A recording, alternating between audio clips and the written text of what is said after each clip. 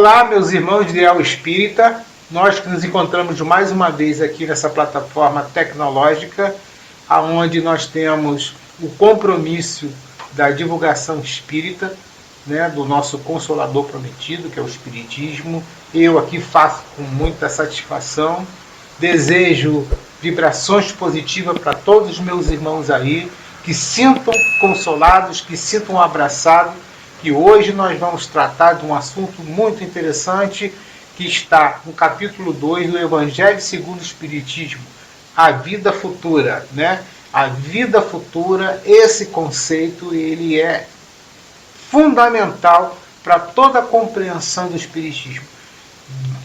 Nas palavras próprias de Kardec, que vocês vão ver, sem esse conceito não daria para desenvolver o Espiritismo como nós conhecemos, como o Consolador codificou e como é a grande proposta do Cristo, ok?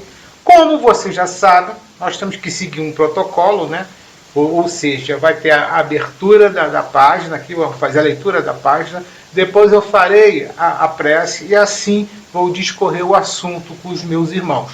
Lembrando bem que eu, como vocês, nós somos todos aprendizes. É certo que possa ter irmãos aí que estejam entrando ainda na doutrina espírita e esse conhecimento, essas informações sejam profundamente novas. E é aqui que nós estamos para fazer esse trabalho da divulgação.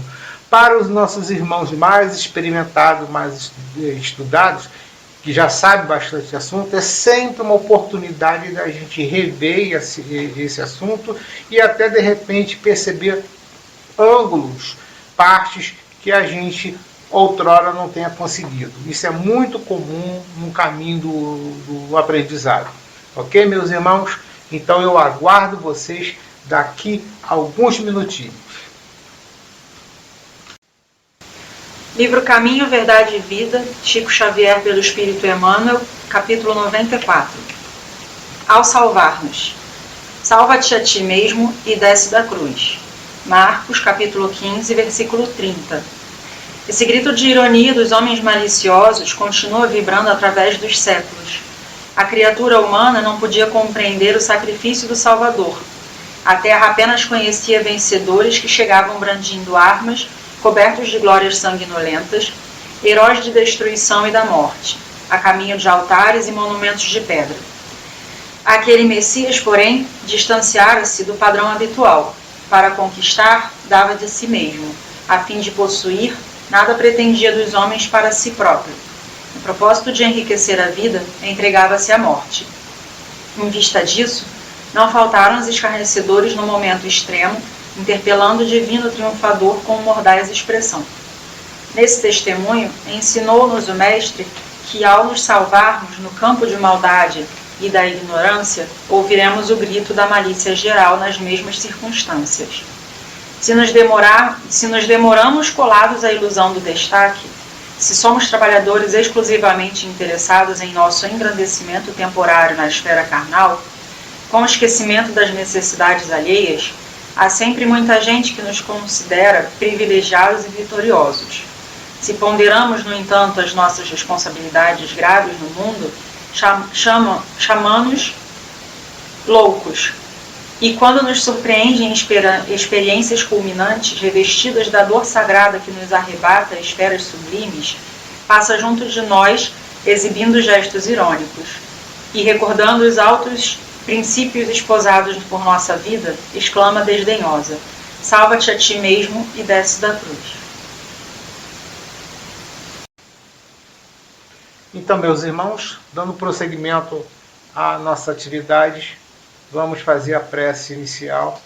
Peço a todos que possam, como quiser, fechar os olhinhos, trazer na tela mental a imagem de Jesus Cristo, como cada um gosta de pensar, de reter no seu coração e na sua mente.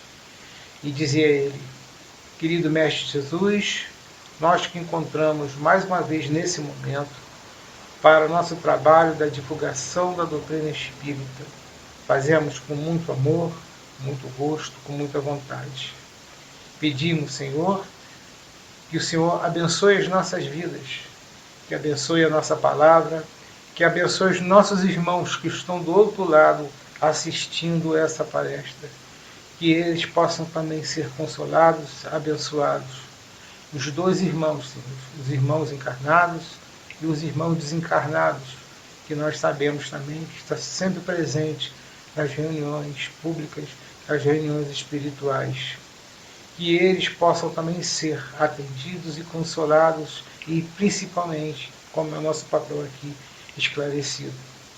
Que esse esclarecimento, Senhor, possa vir da sua inspiração, que a nossa palavra possa ter toda a base naquilo que o Senhor disse a todos nós e que Kardec codificou.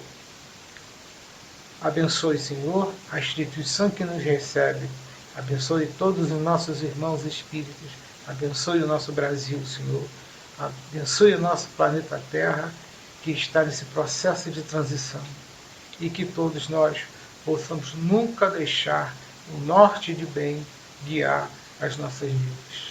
Façamos sempre o melhor possível, vencendo as nossas próprias sombras, as nossas próprias imperfeições. Que assim seja, Senhor. Então, meus irmãos, como eu já havia dito, o tema que foi sugerido para nós, a vida futura, que está no capítulo 2 do Evangelho segundo o Espiritismo. Temos como tarefa comentar, temos que lembrar que aqui humildemente fazemos dessa parte, não somos doutores, aqui não existe guru, não existe mestre no Espiritismo, não existe, todos nós estamos na categoria de aprendizes. Só que existe aqueles que estão mais tempo, ou seja, são alunos que estão mais tempo na escola, e tem aqueles alunos que estão agora recentemente chegados, ou poucos anos chegados no Espiritismo. É a única diferença que a gente pode colocar. Tá? Então, pense bem isso, você que está chegando no Espiritismo. Não existe mestre, não existe guru, não existe líder. Tá? Todos nós somos aprendizes. Essa é a proposta da doutrina espírita, e essa foi a posição muito bem firmada, deixada por Allan Kardec. Então vamos lá. Como o nosso compromisso é o item 2 e 3, faremos esse comentário com toda alegria. Tá? Então começa o capítulo 2, a vida futura, com o item 1, o relato que está nos evangelhos a respeito do encontro de Jesus com Pilatos. Esse encontro de Jesus, como nós vamos ler aqui, ele é profundamente revelador para a humanidade e para a nossa doutrina espírita do momento. Vocês vão saber por quê. Então, no item 1, ele diz assim: Pilatos, tendo entrado de novo no palácio e feito vir Jesus à sua presença, perguntou-lhes. Vamos lembrar que Pilatos, né, era o governador da Judéia, ele era o procônsul, uma espécie de representante do imperador romano naquelas regiões, e ele tratava de julgamentos também.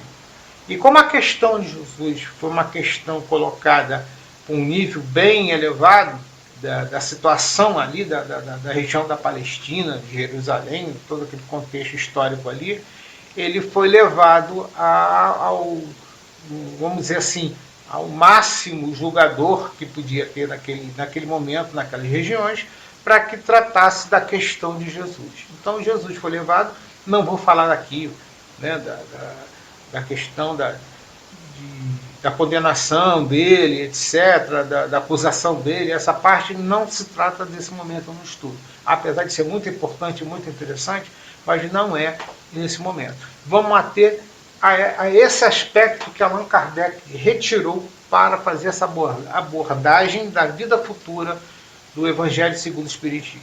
Então ele perguntou assim, perguntou-lhe: és reis dos judeus? Por quê?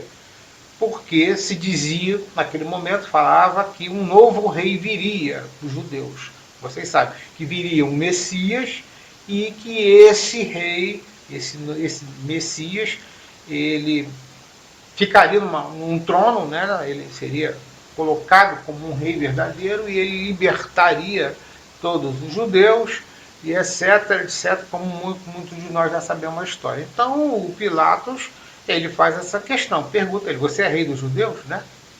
Provavelmente até com uma ironia, né, com certa ironia, porque Jesus estava em estado físico lastimável, porque ele tinha sido açoitado, estava com a coroa de espinho, tinha recebido uma surra dos soldados, né, como era hábito, que era comum naquele momento.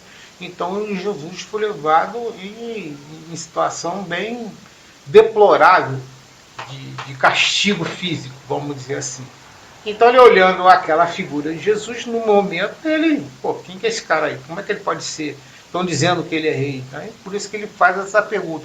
Creio eu, sou eu que estou dizendo aqui, que provavelmente Pilatos tenha feito essa questão meio de deboche, meio, né, jacosamente, meio, sabe como é que é?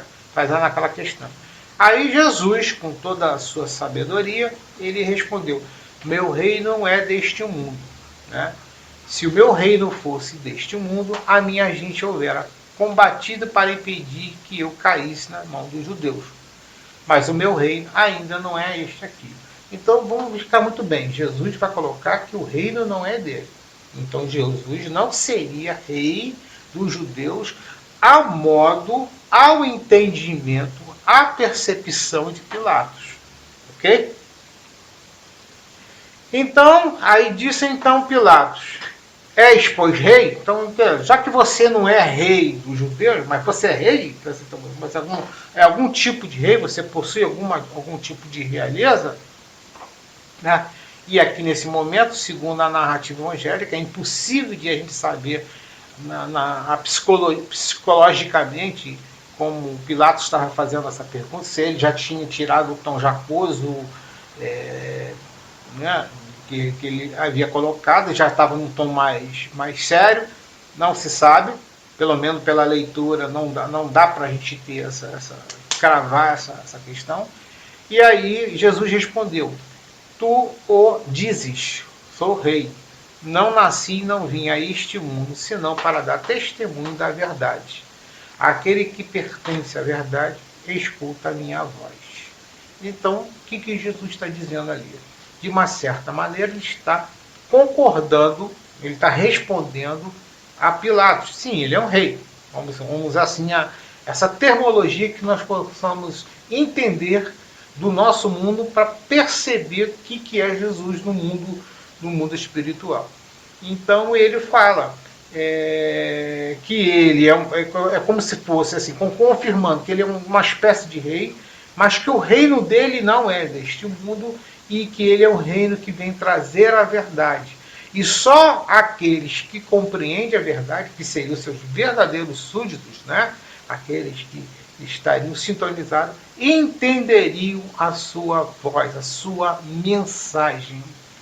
Obviamente, Pilatos, naquele momento, naquela circunstância, ele não estava na condição, diria, espiritual, ele não estava no seu momento ainda de despertamento espiritual, despertamento para Jesus. Então ele não compreendeu essa realeza. Obviamente nós, como espírita, entendemos que nós somos evolucionistas, reencarnacionistas, sabemos que o espírito de Pilatos, depois ele conseguiu entender toda a situação e esse espírito travou o seu caminho de libertação. Não sabemos, por informações nenhuma segura, pelo menos, o paradeiro de Pilatos no longo dessas existências depois de Cristo, né? Esses séculos todos. Mas acredito, isso eu que acredito, que ele deva ter tido o seu despertamento, porque o encontro com Jesus foi um encontro impactante. Diz as narrativas espirituais que ele jamais esqueceu daquele encontro. Apesar da covardia dele, de ele não fazer a justiça, mas ele nunca esqueceu de Jesus. Então esse encontro, essa coisa, foi o processo que se deu para ele do despertamento dele espiritual. Mas ao momento que ele era lá o governador da Judéia, o responsável pelo julgamento, um homem extremamente alinhado com a cultura romana, com o modo como aquelas pessoas pensavam e viviam, ele é perfeitamente ajustado àquilo ali. Aquele Pilatos daquele momento, o Pilatos histórico, o Pilatos daquele século, ele não entendeu a mensagem de Jesus, ele não entendeu aquela oportunidade. Entra até aquela questão que está no discurso depois, não aqui no Evangelho segundo o Espiritismo, no capítulo 2, que Pilatos haveria ter tido um questionamento para Jesus, perguntando o que era verdade, e Jesus ficou em silêncio.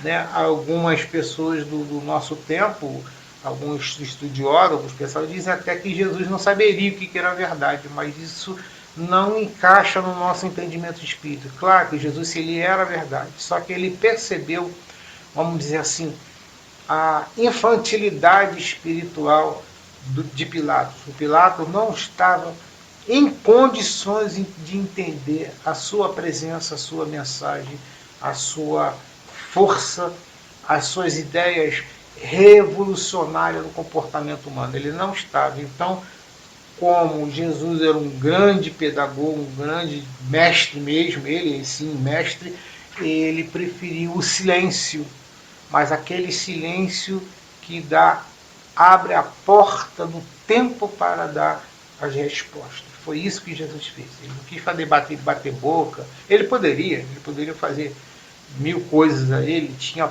poder para isso. Ele tinha muito poder para isso. Um poder espiritual inimaginável para a gente que ele tinha. Ele poderia, mas ele não iria descumprir aquilo que Deus havia determinado para ele, que era seguir esse caminho do martírio, né? Dessa história toda que tinha um profundo significado no nosso ensinamento, no nosso próprio despertamento espiritual, ok? Então lá, continuando. Aí eu trouxe aqui para vocês, né, a mesma questão.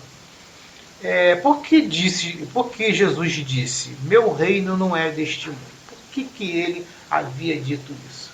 Né, que é a questão central do nosso tema da vida futura. Porque Jesus, ele vem falar de um outro mundo, né? De uma outra existência. Ele vem falar da existência da eternidade espiritual. Ele vem falar do mundo espiritual. Só que, lógico, ele fala do mundo espiritual e ele projeta a sua condição elevadíssima de espírito mais, vamos dizer assim, mais puro que a gente possa imaginar, é ele mais elevado, que nós chamamos de espírito crístico. Ele vem dizer que o reino dele não tem conexão ética, né, dos valores morais, etc., com o nosso mundo material. Que o mundo dele é o mundo eterno, vivo, intenso, conectado com Deus, plenamente com Deus. Tá? Então ele veio trazer essa mensagem. Para muitos daquela época e até hoje, é uma mensagem revolucionária. Vem trazer assim, uma existência após a morte muito ampla. E por isso que ele diz que lá era o reino dele. E ele veio nos conectar, trazer a mensagem, porque todos nós somos seres espirituais antes de ser um ser vivendo uma experiência material. Nós somos espirituais vivendo experiências materiais. Isso que, em outras palavras, que Jesus queria dizer. Então, que a nossa origem, da onde nós viemos, e a nossa destinação final é o mundo espiritual. Ok? Então, quando ele fala que o reino não é deste mundo, é para dizer, olha, além de ser o reino dele não ser material, é um reino onde os valores morais, como é chamado também de valores éticos, e os valores espirituais são absolutamente diferentes do que existe aqui na Terra e existia naquele tempo, ao tempo de Jesus. Ok? Bom, esse assunto, é claro que Allan Kardec, ele sabe, ele sim pode dizer que é um sábio, ele veio começar a abordar. Então, no item 12, ele fala assim: por essas palavras, Jesus claramente se refere à vida futura, não é? Se ele fala que, que o reino dele não é deste mundo, é do outro, é do Pai celestial, é outro, e que esse mundo só poderá ser acessado depois que a gente libertasse da matéria, totalmente da matéria, e aí não é só a morte de uma existência, gente, é a depuração do espírito até um ponto que a gente possa atingir uma certa elevação espiritual, de não ter mais necessidade de estar vinculado ao ciclo de encarnações aqui na Terra. A gente viria apenas para cumprir tarefas específicas chamadas missões, né? Assim, pontualmente determinado lá pelo alto. Então, ao seu pedido, para atender, para ajudar a humanidade, para ajudar uma certa coletividade, mas que não tem mais a necessidade de ficar se depurando na matéria, esses espíritos já passam para um outro estágio lá do mundo espiritual, aonde ele começa um novo processo de elevação, até um dia chegar ao nível de espírito crístico. O espírito crístico é o espírito que, segundo até Joana de Anjos, ele atingiu a perfeição relativa, né? Que não existe a perfeição absoluta, só pode ser Deus. Então, um espírito totalmente, espíritos que são governadores de planetas, são criadores de mundo, são criadores em plano maior, como revela o espírito André Luiz. Então, até um dia a gente chegar nisso, vai levar, gente. Não cultive fantasias, não, tá? Porque o espiritismo está aqui para dissolver os nossos mitos, fantasias, os nossos atavios espirituais. Tá? Esse processo vai se dar por muito, muito, muito tempo. Não vai ser 1000 anos, não vai ser 1 milhão de anos, talvez até mais de 1 bilhão de anos terrestre, calculado terrestre. Lembrando que Jesus já era espírito crístico, já era espírito evoluído, quando a Terra foi desprendida da nebulosa solar. E segundo as pesquisas científicas, a Terra teria na faixa de 4,5 bilhões de anos. Então, Jesus já há 4,5 bilhões de anos já era um espírito puro, vamos dizer assim, já era um espírito crístico. Então isso nos coloca o entendimento que essa jornada é uma jornada extremamente longa. Vamos passar por diversas fases do nosso aprimoramento espiritual. Fases que aqui nós ainda não sabemos, não entendemos, como diz os espíritos, nós ainda não temos capacidade de entender essas fases todas superiores, tá? Mas que é destino de todo mundo, meu e de vocês também. A gente pode retar, mas que um dia vai chegar, vai, segundo a informação dos espíritos. Continuando, então, que ele apresente em todas as circunstâncias como a meta que a humanidade irá ter como devendo constituir o objeto das maiores preocupações do homem aqui na Terra. Todas as suas máximas se reportam a esse grande princípio. Com efeito, sem a vida futura, nenhuma razão se teria a maior parte dos seus preceitos morais. De onde vêm os que não creem na vida futura, imaginando que ele apenas falava da vida presente. Não os compreendem, ou os consideram pueris, ou seja, ou consideram uma coisa infantil. Tá? O que Allan Kardec está colocando aqui para a gente? Sem o conceito de vida futura, sem o conceito do mundo espiritual, da onde nós viemos e da onde nós vamos retornar, tá?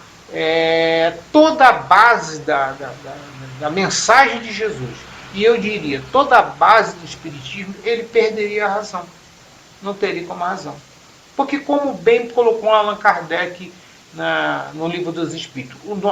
Allan Kardec não, desculpa. Como bem que foi colocado pelos Espíritos, respondendo a Allan Kardec no Livro dos Espíritos, que o nosso maior adversário, o nosso verdadeiro inimigo, sabe, é uma ideia, não é uma pessoa, não é uma entidade, é uma ideia. Essa ideia é o materialismo. O materialismo que coloca tudo como a matéria. O princípio e o fim de todos nós seria a matéria. Ou seja, isso mata completamente a ideia de qualquer ideia espiritual, espiritualista e a ideia de Deus.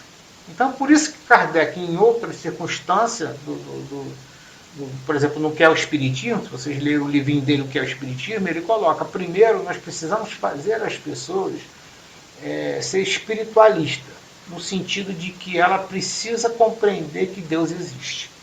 A partir do momento que ela compreende que Deus existe, para poder ter um conjunto de ideias que faça sentido, que dê racionalidade para o argumento espírita, para o entendimento espírita. Então, primeiro você acredita em Deus. Depois, acreditando em Deus, ele fala, aí a gente coloca a questão do mundo espiritual, que no caso é a vida futura. Tá? Coloca a questão do mundo espiritual. Ao colocar a ideia do mundo espiritual, da vida futura, aí vem aquela questão de nós. Nós somos quem nisso aí?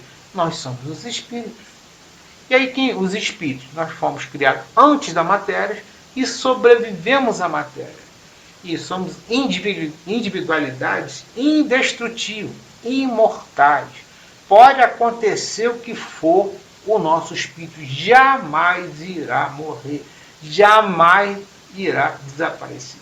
Ele foi criado com um destino a ser co-criadores em plano maior. Somos herdeiro divino, herdeiro de Deus. Então, nós temos uma meta a cumprir. Nunca deixaremos de existir. Tá? O que vai acontecer com a gente é que as nossas personalidades vai se alterar, vai se aperfeiçoar, até atingirmos um grau, como referência aqui da Terra, o grau crístico. Claro que existe uma evolução, a evolução é infinita, então existe uma evolução depois, pós-crística, vamos dizer assim. Só que o crístico já é uma coisa tão complexa, tão difícil de a gente entender. Imagine o que é uma evolução para um espírito crístico, né? A gente não sabe. Um dia nós vamos saber. Mas nós não sabemos. Por enquanto, nós sabemos que a nossa evolução aqui é a superação da nossa fase animal, da presença animal, da nossa fase material, desse mundo material, desse mundo de transitoriedade que nós vivemos, que é fundamental para o despertamento, para o desenvolvimento do espírito, mas é uma fase que nós precisamos nos libertar para que o espírito, que somos nós, possa sim desenvolver todas as outras faculdades que estão dentro de nós adormecidas. Ainda não encontramos condições de despertá-las, né? como sementes, aguardando um momento propício para que ela possa eclodir, desenvolver, e aí vai embora. Ok? Dando continuidade a esse próprio item 2. Aí ele diz, esse dogma pode, portanto, ser tido como eixo do ensino de Cristo, pelo que foi colocado em primeiro lugar à frente desta obra. É que ele tem que ser o ponto de mira de todos os homens. Só ele justifica as anomalias da vida terrena e se mostra de acordo com a justiça de Deus. Então, o que Allan Kardec está colocando? O conceito revolucionário que Jesus trouxe da vida futura, quando ele diz, meu reino não é deste mundo, ele disse para todo mundo, vocês todos são seres espirituais, são seres eternos no mundo espiritual. Vocês vieram de lá e vão retornar de lá. Então, essa vida material não é a única vida. Não podemos encerrar todos os nossos esforços, todas as nossas esperanças, todas as nossas convicções no nosso tempo material. É uma profunda mediocridade, seria, né? Desculpa falando, uma mediocridade de Deus fizesse isso, né? Que tudo se resolveria apenas nesse pequeno tempo da vida material, suscetível a tantas anomalias, como ele coloca, tantos problemas, tanto sofrimento, tantas questões.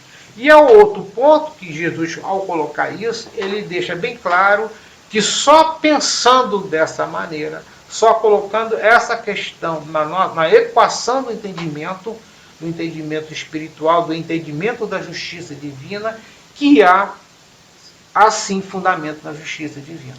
Tá? Que aí explicaria por que uns sofrem mais e outros sofrem menos. Por que uns têm uma existência cercada de privilégio e a outros têm uma existência cercada de injustiça. Por que o nosso mundo tem tantas injustiças? Porque tem tanto mais a presença, mais a evidência do mal do que as coisas boas. Né? Porque aí os espíritos vão dizer, porque a fase dos espíritos matriculados nessa escola terra, nesse período, se chama provas e expiações, que é necessário esse processo. Isso aí daria um outro estudo para fazer, não é agora nesse momento, mas que é isso, e que essa fase, como todo aluno muda de série, depois muda de escola, os espíritos encarnados aqui também vão habitar uma outra escola. Só que essa escola também vai sofrer uma modificação profunda para ela passar a ministrar um conhecimento para espíritos de outra categoria, espíritos que eu diria espiritualizados. Serão os espíritos do período da transição, seriam do mundo de regeneração, são espíritos espiritualizados, tá? Não são espíritos de matéria, ok? Continuando. No item 3, que é o item que finaliza essa proposta, ele fala apenas a ideia, muito imprecisa, tinham os judeus acerca da vida futura. Acreditavam em anjos que consideravam serem privilegiados da criação. Não sabiam, porém, que os homens podem um dia tornar-se anjos, partilhar da felicidade deste. Então, vamos entender, era uma época, como muita gente hoje ainda pensa, que nós nascemos agora, que estamos na sorte, uns são privilegiados ou não, e que esses seres, esses anjos, arcanjos, essas entidades divinatórias, elas seriam seres privilegiados da criação, né? Inatingíveis para a gente. Não, Kardec muda tudo com o Espiritismo, dizendo eles são espíritos em evolução, eles já foram homens como nós, em outras fases, provavelmente em outros mundos, em outros tempos, em que eles já superaram toda essa fase. E aí, que Allan Kardec coloca, que serve como um estímulo, nós vamos nos tornar um dia anjos, tá? É isso que ele fala. Segundo eles, a observância da lei de Deus era recompensada com os bens terrenos, com a supremacia da nação que pertencia por vitória sobre seu inimigo. Aquele conceito que o judaísmo tem, né, de prosperidade material, de vitória da sua nação, da supremacia da sua nação, da sua etnia, e a derrotada dos outros. Os outros não seriam os privilegiados, não seriam os que estão vistos por Deus. O Espiritismo, a Jesus, e depois o Espiritismo vem explicar que não existe isso na justiça divina, ok? Concepção de Moisés, etc., com um tempo muito ignorante. Né? Lembrar que Moisés era mais ou menos 1200, 1300 anos antes de Cristo, ou seja, um mundo primitivo ainda, lá no Neolítico, indo para a civilização, muito atrasado, mas muito atrasado, gente. Não dá para pegar aquelas referências mosaicas daquele tempo e colocar a rigor nos dias de hoje. Não dá, né, gente? Não dá. Isso aí não faz sentido. Mais tarde, Jesus lhe revelou a outro mundo, onde a justiça de Deus segue seu curso. É esse o mundo que ele promete aos cumprir o mandamento. Que é bom lembrar, Jesus fala que o mundo dele não é esse, que é outro. Ele convida todo mundo a partilhar do mundo dele, mas ele deixa bem claro que tem uma tarefa, todo mundo tem que fazer por onde. Né? Vamos dizer assim, o passaporte para esse mundo tem que fazer por onde? Tem que se modificar, tem que se se tornar evangélico no sentido verdadeiro e profundo. Teria que romper com todos os laços do materialismo, naquela visão hedonista, etc. Então é uma proposta que ele faz. Ele não está dando salvo-conduto para as pessoas, para qualquer um chegar e entrar no reino dele, não. Tem um processo para ser aceito, que é um processo de transformação das pessoas, que na tradição teológica, né, cunhou a palavra no sentido de salvação. Né?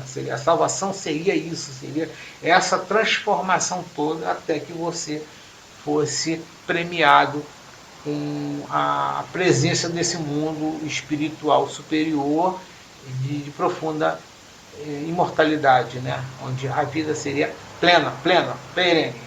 É isso que ele está colocando. Ok? Jesus, porém, conformado com os ensinos, com o estado dos homens da época, não julgou conveniente dar-lhe completa, percebendo que ele ficaria deslumbrado, visto que não compreenderia. Então, para fechar aqui a questão, é o seguinte: muita gente vai perguntar, mas por que Jesus não falou, disse tudo? Ele não disse tudo porque nós não estamos preparados, gente. Pensa bem. Nós hoje ainda não estamos preparados para certas revelações espirituais que ainda está oculta a gente, está guardando o momento preciso. Vamos lembrar que as revelações trazidas pelo Espiritismo já é de alto impacto para muita gente aqui na humanidade e que muita gente tem dificuldade de entender, de assimilar, de aceitar as propostas, as questões colocadas pelo Espiritismo como reencarnação, como imortalidade, como evolução, como tantas outras coisas que o Espiritismo traz. É difícil entendimento desses espíritos. Né? Esses espíritos ainda estão numa fase ainda primária, talvez, da sua evolução, ou então tão pregnado de atavios culturais, espirituais que se fecham, tem um bloqueio para isso, né? Mas vai ter que fazer, o tempo vai ter que se fazer, o tempo vai fazer o serviço dessa transformação. É claro que o mecanismo que o tempo usa é o da dor, não, a dor é o lenitivo da evolução, como dizem os espíritos. Ele é fundamental, não tem como ser. Então, meus irmãos, é isso que nós tivemos para trazer para vocês. Tem muito mais outros assuntos que nós podemos discorrer sobre essa questão, mas eu falei aqui o item 1, 2 e 3 do Evangelho segundo o Espiritismo, capítulo 2, da questão do meu reino não é deste mundo, o item que aborda a questão da vida futura. Pensando bem, a vida futura é o mundo espiritual da onde nós viemos e nós vamos retornar. Porque essa foi a proposta do Cristo. Obrigado por você estar aqui presente, nos assistindo, observando. Não esqueça de fortalecer a instituição que vocês estejam vinculados, sejam presentes, trabalhando, atuando, fazendo trabalho de caridade e fazendo um trabalho de estudo, de estudar, de se aperfeiçoar espiritualmente e intelectualmente, como diz Allan Kardec, né? Tem que fazer isso permanentemente. É o destino de todos nós. Se não fizer isso, a gente só vai retardar a nossa marcha, ok? Fica para todos um grande beijo no coração, um grande abraço fraternal, que todos se sintam consolados nesse momento tão difícil que a humanidade passa, né? Nós passamos nesse momento tão difícil, que foi dito nas Escrituras e que foi sempre alertado pelos Espíritos, que nós viveríamos esses momentos que nós estamos passando. Temos que sentir, sim, num certo nível privilegiado, entre aspas aí, por estarmos nesse momento de transição tão difícil e tendo a bênção da luz do Espiritismo para nos guiar, para nos situar, para que a gente possa sair bem dessa situação. Bem que eu falo bem espiritual, entendendo todo o processo. Tá? E quem sabe nos encontrarmos todos, né, que nós estamos tendo essa esperança, no nosso mundo de regeneração aí. Ok? Fica um grande abraço para todos. Seguindo o protocolo, vou fazer aquela prece de encerramento e até mais. Querido Mestre Jesus, gostaria em primeiro lugar de agradecer a sua inspiração, a sua bênção, a sua luz. Possa, Senhor, dar a mesma bênção, a mesma luz para os nossos irmãos dos dois planos da vida, aos nossos irmãos que assistiram, que estão aprendendo, que passam por dúvidas, que têm dificuldade, que estão passando por seus momentos de grande dificuldade, né? Assolado por todo o mal, e por mal de si mesmo em primeiro lugar, que é sempre assim, que eles possam encontrar, Senhor, a consolação em Ti e possam ter força para continuar se libertando das sombras que ainda povoam a nossa mente e nosso coração. Agradecemos, Senhor, a instituição que nos recebeu, que nos convidou, e que ela possa também ter a sua bênção, a sua luz para todo o trabalho que realiza de caridade, mediúnico, de passe, de assistência social e de educação espiritual. Obrigado por todos, que todos se sintam consolados. Que assim seja.